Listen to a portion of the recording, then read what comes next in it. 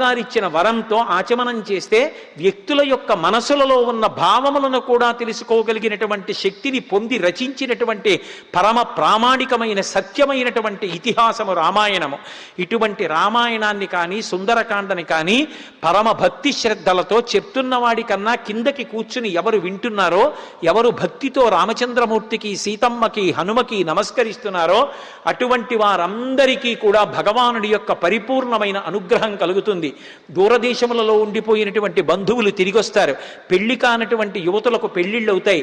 అలాగే దేశంలో అరిష్టమున్నా, క్షామమున్నా అటువంటివి తొలగి దేశమంతా సౌభాగ్యవంతమవుతుంది.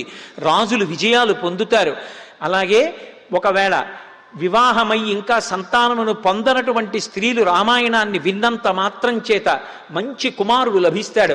రామలక్ష్మణ భరత శత్రుఘ్నులు ఎటువంటి కుమారులో అటువంటి కుమారుడు లభిస్తాడు. ఎక్కడెక్కడ